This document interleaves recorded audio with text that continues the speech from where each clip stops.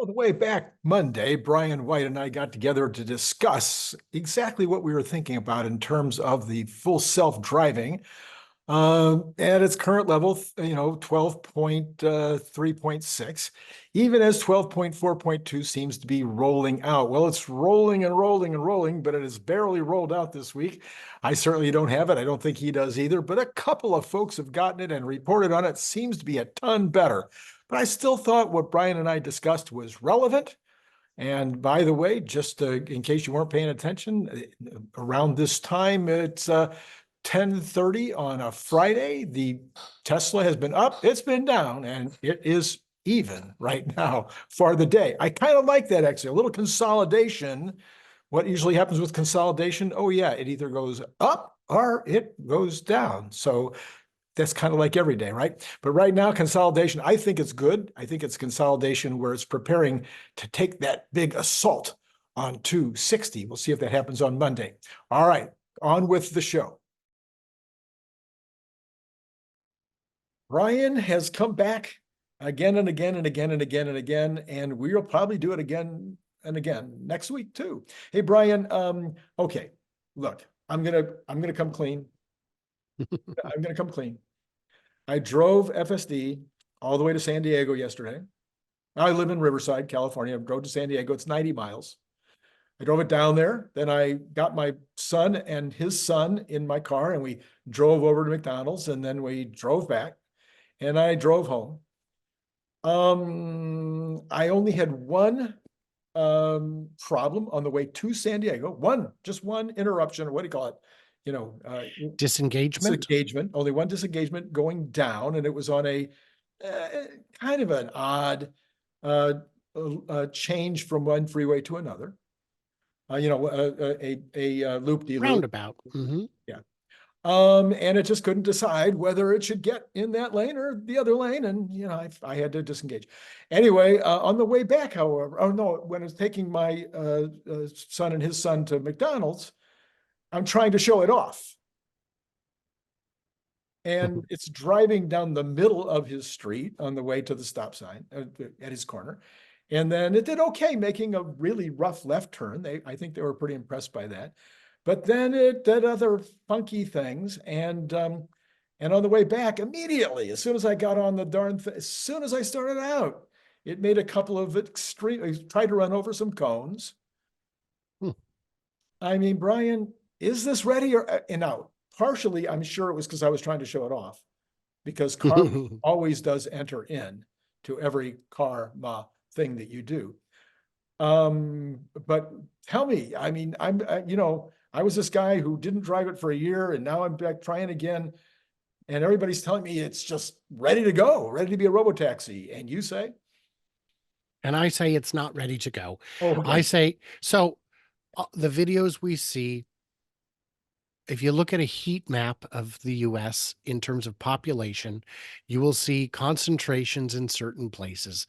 And in those concentrated places, it tends to work well, because if you solve it there, you've got it, solved for most people. But I drove 6,000 miles over the last 3 weeks, and I've had an opportunity to see how it behaves all over the place. Right. And what I've found is, so I'm on 12.3.6. I was on 12.3.4 when I started the trip. And what I found is that first of all, it is still on version 11 for the highway. Right. So if you're having weird behavior on the highway, you're on an old version. I've seen the vast majority of the problems I had were on the highway. Okay. I had a viewer tell me that in Colorado, it doesn't work. And I said, give me a route and I'll drive it. And he said, sure thing, Colorado. And I found a number of safety critical disengagements where there's like an extra lane shows up on the highway, which is not an off-ramp, but just a road that suddenly is a turn. Yeah. And at 70, 75, it would get into that lane and try and go straight. That's safety critical. Yeah. It almost clipped the back of a semi-trailer. Wow. Safety critical. Yeah. But in terms of things that should have worked fine, my drive from Amarillo to Phoenix, I had to give it not an intervention where you just tap the accelerator about 300 times. Wow. It just really wanted to go 50, 55 on the highway when the speed limit's, I think 75, 70 for most of it, all 70 and 75. And I'm going, what is going on? And so, and then even in California, in Redding, I had it make 5 consecutive wrong turns on the highway, got me on the highway, took me to the wrong off ramp, put me in the wrong lane on that off ramp to turn around, finally turned it around, missed it just kept and I was like, okay, you're done. You're done. I don't have all day to be stuck in an infinite loop. Now, those ones weren't safety critical. If you're out sending it to go pick up the kids from soccer, it just means it's going to be late. Yes. I don't know how late. I didn't have a chance to test it. So there are a lot of little gaps. Now, those highway things we believe are solved with 12.4 and beyond, right? Because it will then be end-to-end net. Right. But what we don't know is how many of the little things that are left are also going to be fixed, because there's, recognizing signs. Oh, I can't tell you how many times it would see a sign that says, speed limit 55 when towing. Oh, you said 55? Great. We're going to go 55. We are not going 55 for the love of all that's holy. That's not for me. And for that matter, in a lot of states where the speed limit was 65, it would say, I think it's 45 here. We just passed another sign that says 65, go. And for that, and then the other one that was very frustrating, and I had this happen in Colorado and Nebraska a lot, was you're on these little state routes where the speed limit slows from 65 to 55 to 45 through town and then picks up. Right. And it would barrel into town at speeds that are, you're just going to get a ticket. And, the fact that it doesn't start slowing down until it has passed the sign means you're already breaking the law. Right. But then it was like, there's no traffic around. Let's just keep hauling. So you can't, and ratcheting it down manually didn't. So there are a lot of, the middle of the country is an edge case. So I would say. All right. So the thing that occurred to me when all of these things were happening, and the last one where I finally just turned it off, was I was passing a truck that had a big trailer, it was had a trailer on the back, not a semi truck, but just a pickup truck that was trailing a thing behind it. And as it was trying to pass this thing, I guess that truck must have moved too close to the line or something, and it just decided to stop, and it hadn't stopped in the middle of a freeway, in a very, very long time on me. So I was really shocked by that. When I say stop, I mean, it wouldn't have stopped, but it was, it was slowing down really rapidly. Anyway, so my thought was, it would just seem like so much, and now maybe it'll all be solved, like you say, by the next iterations. But in almost all the situations that I was in, it would have seemed like having my 𝐒ₐ attached would have solved it. All the things you just talked about, almost every one of them. Hey, you need to slow down a little sooner when you're coming into these towns, 𝐒ₐ, or our car. Don't slam the brakes on when just because there's a truck getting a little too close. Continue. Don't hit those cones. A nag, a backseat driver. Mm-hmm. That would also allow it to customize for your driving preference. A lot of the interventions, the vast majority of interventions I have, aren't because it's doing something wrong. It's because I want it to do something a little different. I prefer to initiate my lane changes because I feel because I'm a courteous driver and I don't want to annoy people. Yes. So it has gotten a lot better about overly persistent lane change desire. It's gotten better about staying out of the left lane. Still, my favorite surface street issue is when you go past a flashing yellow and every time it flashes, it slows down a little. Oh, wow. Oh, yeah. We're having real trouble with flashing red. My wife said she was having trouble with flashing red, and I had trouble with a flashing red. Yeah. And was it stomping on it even harder? Just would not go. Just would not go. Oh, it's waiting for the flashing red to turn green. Everybody else is going, and taking their turns. And and we aren't taking our turn. It's funny. I once heard that the difference between a drunk driver and a stoned driver is that a drunk driver will run a stop sign and a stoned driver will wait for the stop sign to turn green. Uh, yeah, make no mistake, I am a huge fan of FSD. I can't Me too. imagine going back. I did so many 10 to 12-hour driving days.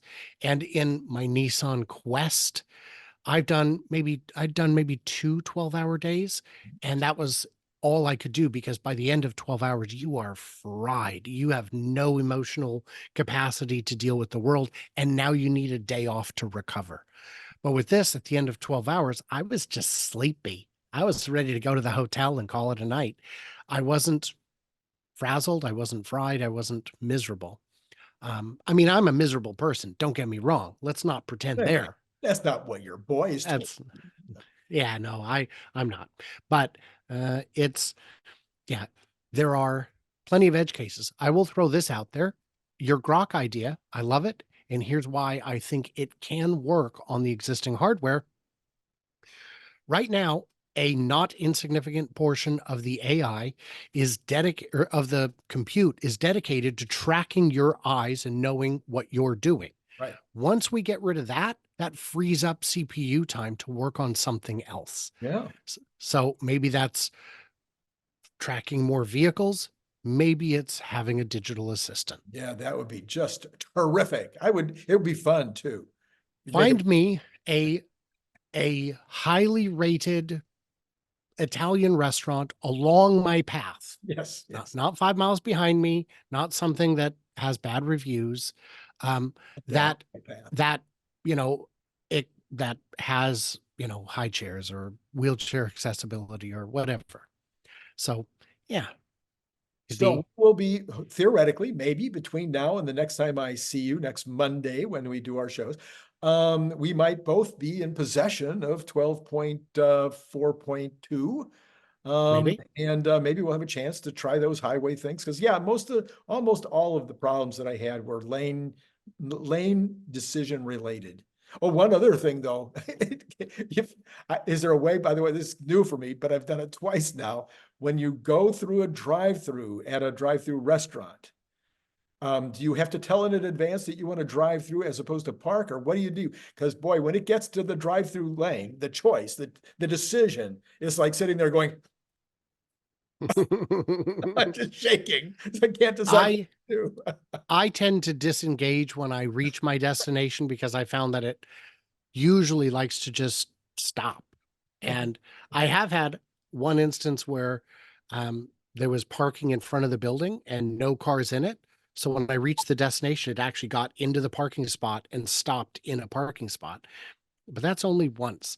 And I will tell you that if I get 12.4.2 in the next week, I will have no news to report, I assume, because 12.3.6 works great here.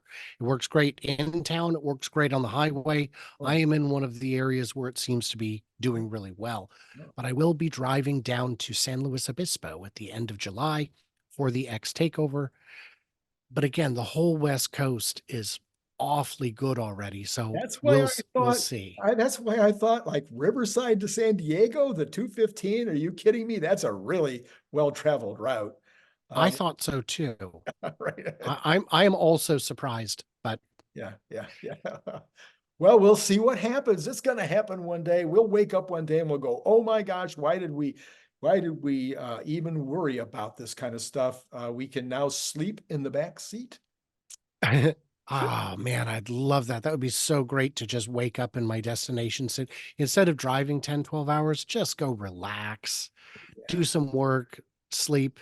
I have a question for you before we go. What are you expecting to see in terms of FSD revenue for Q2? FSD revenue for Q2, they don't break it out. No, but you have thoughts of how it's doing. Oh, do you think we're seeing the subscriptions convert from the free trial? I would guess that we're already seeing some increase based on giving people the trial. Based on the fact that it's getting better and better. So I would expect that it is going up somewhat. They also reduced the price from 12,000 to 8,000. So all these things should be having an impact. I think after 8.8 will be the real test.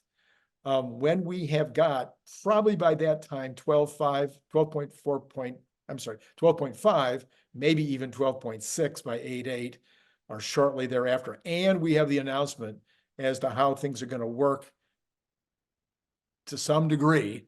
I would expect the take rate to jump pretty substantially. Absolutely. I agree. If anyone knows where the 8.8 event will be held, would love to know. I wouldn't mind booking it, although someone pointed out on X today that maybe don't book it until the last minute because these things have been moved before. AI Day was moved. The Model S refresh event was moved. When things are booked too far in advance, they have a habit of slipping at Tesla, and it would be deeply unfortunate to be there on the entirely wrong weeks. And then now that you've got the mattress for the back of the Model Y, If it's in Texas, I ain't driving. That's just ridiculous. Anywhere on the West Coast, I'll drive. Anywhere else, I gotta fly. It's just too far, man. well, maybe we could both sleep in the back of my Model Y. No, that's bad. Bad idea. Bad idea. No. Okay, well, listen, with that horrible thought, I mean, that's going to keep people up at night. Just close, try to wipe that away from your mind. It's not good. Brian, it's really been nice having you on now that you'll never be back. And to all of you out there, it's been great talking to you.